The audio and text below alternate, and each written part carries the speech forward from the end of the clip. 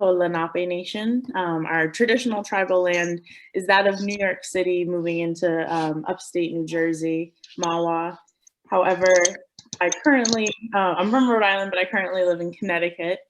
And just a background about myself, I'm of the Deer Clan. My people are the keepers of the past. So we come from a mountain region, and I think when we talk about climate change, mountain regions play a huge role depending on where you are.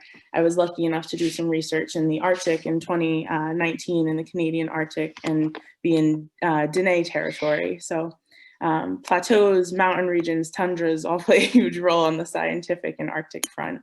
I'm excited today to hear a diverse range of backgrounds with regards to climate change and Indigenous women and our role, but also what it means for future generations. I think all Indigenous people, we're always thinking of that future generation, whether that be youth or even elders, what their stories can do for us moving forward. I didn't know, Jono, if I should turn it back over to you or if we want to dive right in this morning. I think there's amazing questions and lived experiences lined up. So jump right in, please. Awesome. So I will turn it over to Cindy, if you would like to, if you would like to share a bit of an intro as well as more so about your tribe and what you've been working on. Hi, everyone. And my name is Cindy, as she said, Cindy Kobei from Kenya. And I'm calling in from Nairobi, and my hometown is in Nakuru. And I'm from the Indigenous community called the Oke community, which it's a hunter-gatherer community. And they live in the Mau Forest. And currently, we are partnering with Madre, and I'm the chair of the Oke Council. And currently, we are working with girls and climate change. We're training girls we're educating them on what climate change is and what are some of the ways that they can be able to combat climate change. And currently we also have, there's also a project that I'm part of, it's called Girls and Climate Change, where we're going to conduct a research with girls. We'll go to the communities at the ground level. We'll go to, let's say, Narok County, and we're going to ask them if they know what climate change is, and then later on we'll document and produce a report. And we're doing this together with Madre. And climate change is affecting the Oke community greatly because all our livelihoods are in the forest, and due to the deforestation, when we are unable to do our day-to-day activities. Yeah.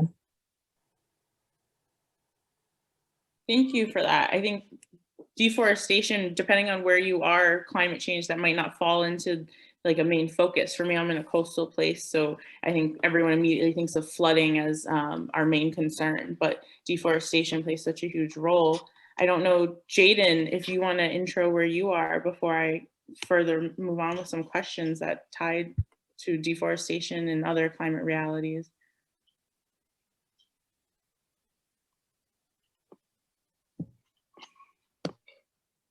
Can you repeat that? Sorry, I didn't hear it fully. Sorry, no, I got excited via Cindy's intro. I also want yours, so that way we can talk a little bit more about the difference in topography and how that relates to our indigeneity, but also our climate struggle.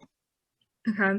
My name is Jayden Love. I am part of the Penobscot Nation Youth Council. We work a lot on water rights and water quality, and we protest a lot with like the mills, against the mills, with the amount of chemicals going in. So yeah, and we work with many other youth in our communities as well.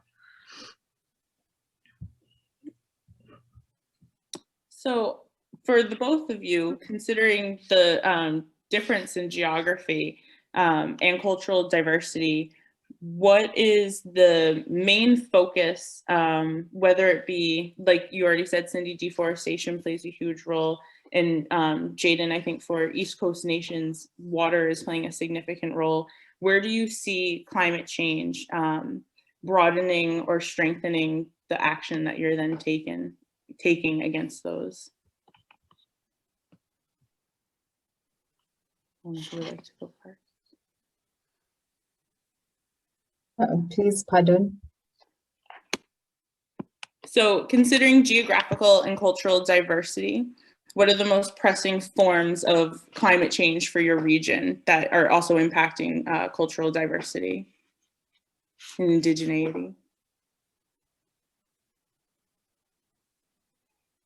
Deforestation is the biggest threat for Indigenous people in for the Ogiek community, and because most of our home is the forest, and the Indigenous trees have been cut down, and we are beekeepers, and we are unable to practice beekeeping. We are unable to practice our hunting because the wild animals are leaving the territories and they're moving to greener pastures where there are trees, where they feel safe. The wild animals no longer feel safe in the territories. And also something else, deforestation also leads to flooding and landslides because there are no more trees to hold the soil, and also leading to landslides and also food insecurity, which is drought and food security are related. And because of climate change, we're unable to practice our normal sources of our normal activities such as hunting and gathering. We're now farmers, and this is due to the change in weather patterns. For example, now it's April, it should be raining heavily, but the rains are really short. And in January, sometimes it rains in January, sometimes it rains in December, and we're unable to get the yield that we're normally used to. And this has greatly affected our foods and our traditional foods, our bees, our honey from the bees, and also the traditional meat that we're used to. Yeah. So for in summary, it's drought, and there's flooding, and there's also food insecurity. Thank you for that. So culturally, it sounds like your indigeneity is more like farming, but also beekeeping. Is that correct? Farming is not our traditional form of livelihood. We've just adopted to it because we are unable to practice our hunting and the collection of wild fruits as we used to. Okay. Yeah. Wow. And also this is also as a result of there's a case that we've taken to the Arusha court, which is the African court, the African Human and People's Rights Court, and we're unable to access this territory. That is why we've turned to farming. That's great to know. So I'm always excited to hear of Indigenous groups bringing things to an international court, even if it's just a regional international court that sets a legal platform for where we're moving forward as a global people, but also really holding countries accountable to the people who are coming first. Jayden, I want to bounce over to you with regards to the youth Indigenous struggle. You spoke about water being significant. Where do you see climate change changing the water realities of Eastern Woodlands people? The Penobscot Nation Reservation is surrounded by water. So our people are very reliant on the water. And so we are seeing that mills are starting to warm the water with the amount of waste that they're producing. And a lot of our treaties and water rights have been not upheld. So we're seeing a lot of that. Yeah, and like sustenance fishing, like we use the water a lot for fish, but now we are seeing that you can't eat the fish due to the amount of toxins that are in the water. So like if you're a woman and you want to bear children, you can't, believe it's one fish you're allowed to eat a year. So that's what we're seeing a lot happen. That's significant.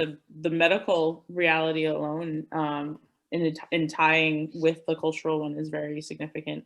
And I want to know, I guess for the Penobscot, has that become a part of any sort of legal conversation with the neighboring states? Or I think it's always difficult when people live outside of their tribal territory but are still attached to these conversations. Have you guys tried to bring this further past the nation and aside from protesting and social movements? We had a lawsuit, or we had like a case against the state of Maine because we wanted the mills to be regulated with the amount of waste that they produce. It's still ongoing, so we're still fighting to be able to have it regulated so that it doesn't pour as much waste into the Penobscot River. Thank you for that. Is this a company mill or like a private company mill?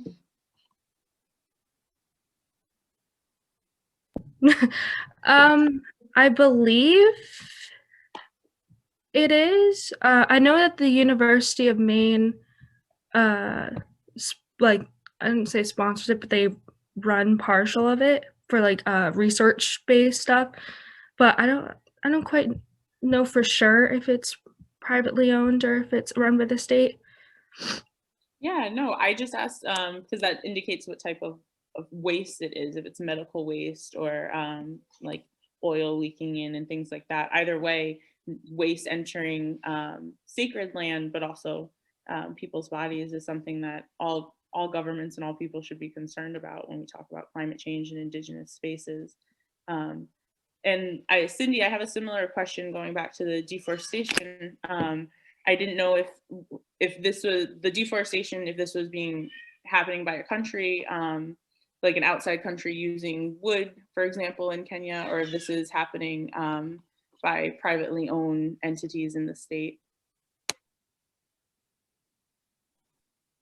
The deforestation is mostly done by other communities that are encroaching Ogiek territory, because the territory is it's supposed to be only for the Ogiek community, but when other communities come into the territory, they cut down the trees to produce firewood, to even use it to build their houses, and mostly it's mostly other communities, but in very rare cases it's private-owned companies who are trying to use the indigenous trees to make electric posts, for example, and also to produce it for the building of houses. Yeah. Thank you for clarifying that. That's I think taking on companies is a whole nother level, and something that I think our role as Indigenous people is to bring it to the forefront that our treaties and our realities with the state should also extend to the people and the action happening within them.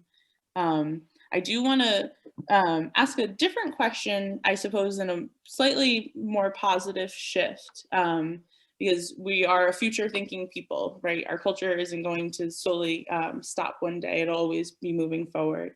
And I like to think that all nations, to a certain extent, we have creation stories. And I was curious if your nation has a creation story, if it was something that you could summarize and share, or even anything, how it ties to Mother Earth and your location and your cultural identity. Is it more of a history of my community, or what exactly do you mean? Yeah, I guess so. For example, there's a creation story for North American nations of a woman falling out of a sky woman, and she's believed to bring a branch down with her, and ultimately a turtle helps save her, and that's how Mother Earth was created. And that's why some of us call Mother Earth Turtle Island, or North America anyway, Turtle Island. And that directly ties us to her. So when we talk about climate change, when we talk about aspects of her, I find a lot of Indigenous people, at least in my hemisphere, we tie it to our creation stories, at least the spiritual aspect of our fight. So I didn't know if there was one for your region, since we're in totally different, geographical planes. Well, for my region, I don't think it's a creation story, but from the stories that I've heard, it's from my grandmother and the older generation, is that the Ogie community, they were the first, they were the original people of Kenya, and they used to live. In the beginning they used to live in the coastal region, and then they migrated to the central parts of Kenya, and then some of them settled in central part of Kenya, and then that's why they left, and some remained there, and others even went to the Rift region, and also that's why they finally settled in Kenya. And that's they were found there by other communities such as the Maasai community when they came from their home, and then they came to Kenya, and they've been taking care of the forest. Mau Forest is the biggest forest in Kenya, and they've been taking care of it for many years now, and they keep taking care of it, and that's why we continue to urge the relevant stakeholders to let us protect the forest that we've been protecting. And because when they allowed other communities to enter our territory, that's when the whole deforestation issue began. That's when all the issues that are related to climate change, such as drought and floods, began. Yeah. Thank you for that. That's nice to know. So your nation moved for a little bit, but Kenya was always home. Yeah. Oh, They moved from the coastal region and finally to our now home, Mau. Oh, that's beautiful. That's really beautiful. Jayden, I didn't know if you want to share the Penobscot creation story, or your ties to Mother Earth anyway. It's like the one that you were talking about, where a woman who was pregnant fell from the sky, and she was saved by she fell from the sky, and all the animals tried getting her, like, she needed land, tried getting her to like safety. So all the animals dove down. There was only one animal that could dive deep enough and get pieces of dirt and put it on the back of the turtle. And that's how Turtle Island like came to be, is that the dirt started to grow on the turtle's back. And then our creator was made through like clay and dirt of the earth, and he created us, which was he shot an arrow into a birch tree and created men and women. I did not know that. So I'm assuming birch trees are then indigenous to like Maine, New Hampshire area. Yes. That's awesome. That's great to know. I feel like I'm getting some science facts in at the same time. That's the whole goal. Also, I didn't know, Jono, do you have any questions that have trickled through that anyone might be asking or want to share? I think both for Cindy and Jayden, certainly as I'm queuing up my question, I would welcome anybody that has questions for the plenary before we go into the breakout. Our hope is right around 9:40 is to break into two separate groups. Keshia's offered to moderate one breakout group, and Amara, who is here with us, thank you, Amara, for being with us, has offered to moderate the second, and we'll have Cindy in one and Jayden in the other. But if you have questions for the plenary, please. I know a question I've often thought about, and I would love Jayden and Cindy, your perspectives. A lot of times when I think of my privileged role as a white male, I often wonder what are the best ways to really help to see the change that we know is necessary for women's rights, women's empowerment, and also intersections with climate. But for male allies that are both either in Kenya and Jayden, in your context, what are some of your piece of advice for male allies as we're trying to find ways to find justice?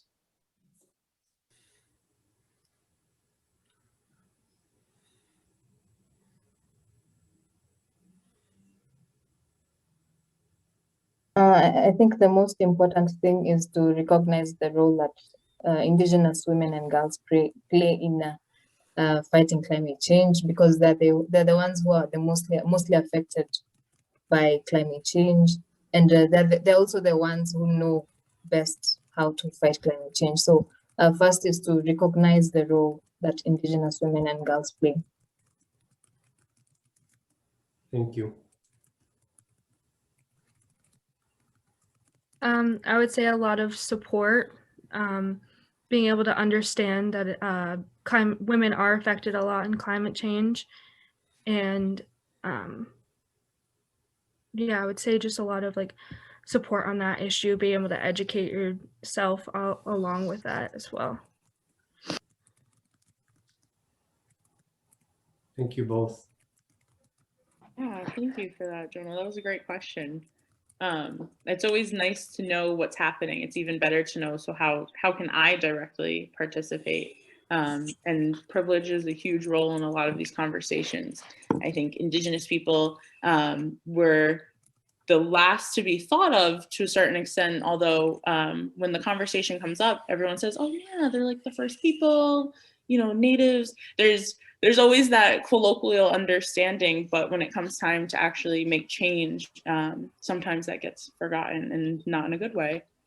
So I wanted to ask, with regards to your own work and personal experiences, how have things like this helped conferences and being able to network and brainstorm?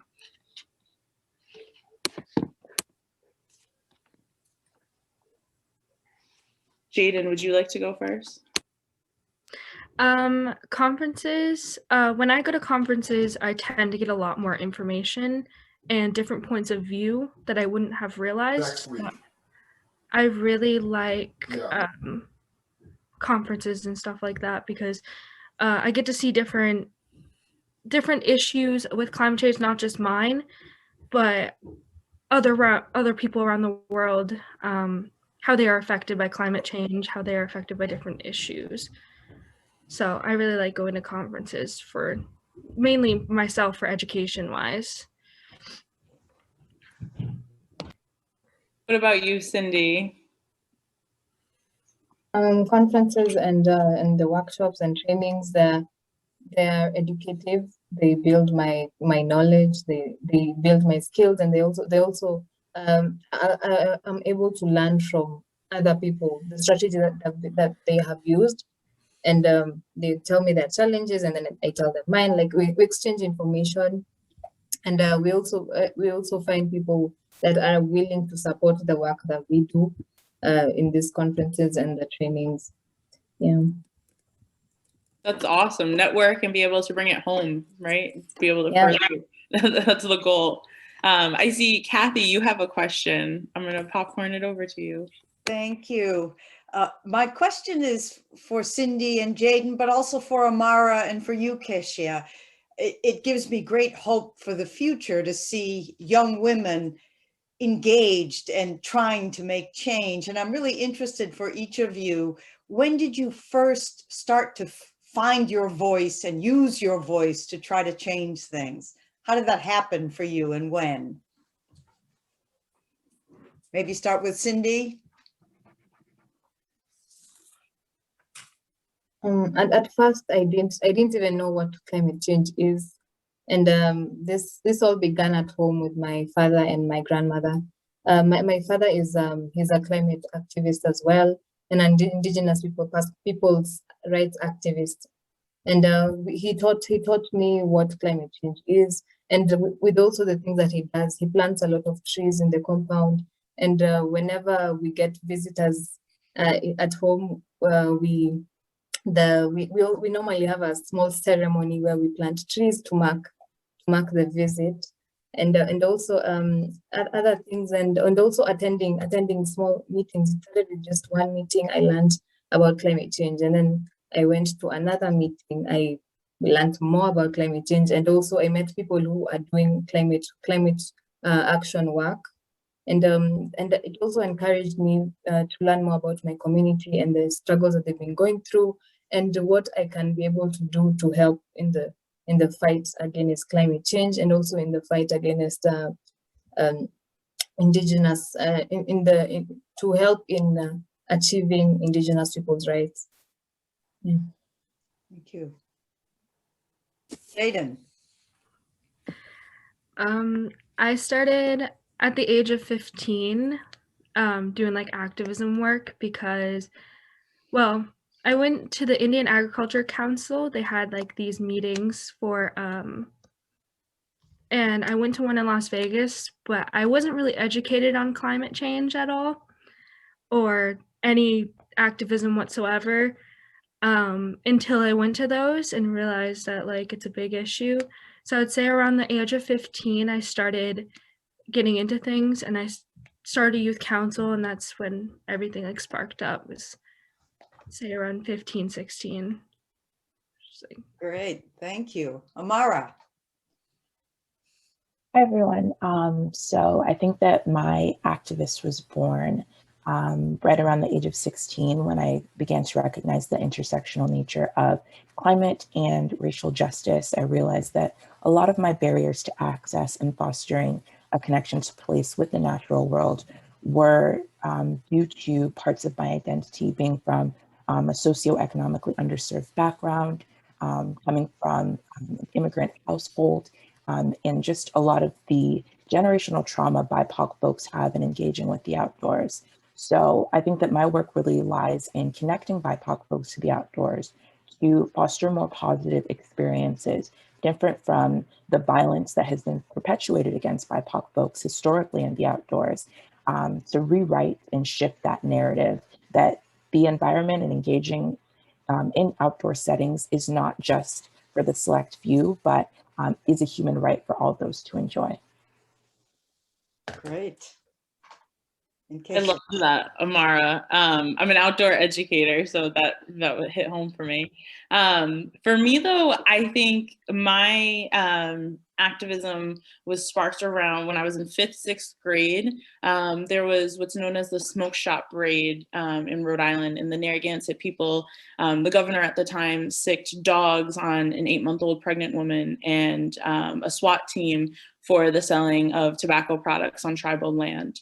And I wasn't there, but it was the weeks prior to what is known as August meeting, which is essentially a powwow. And I think anyone that enjoys a powwow, whether you've been or have simply heard of it, and especially if you're Indigenous, that's a time period that's supposed to be happy. That's an uplifting time. Traditionally, harvesting and planting, all of those things would have happened, and now we enjoy the fruits of our family.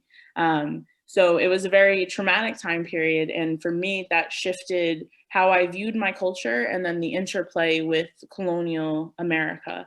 And it's more than just Black people being shot. It's more than Asian people being attacked. Indigenous people are also a part of that, and nobody is receiving the recognition and the rights that they should get. But when you're on a land that is so deeply ancestral to you, I think there are certain rights that we have treaties in place for, and we need to act upon them.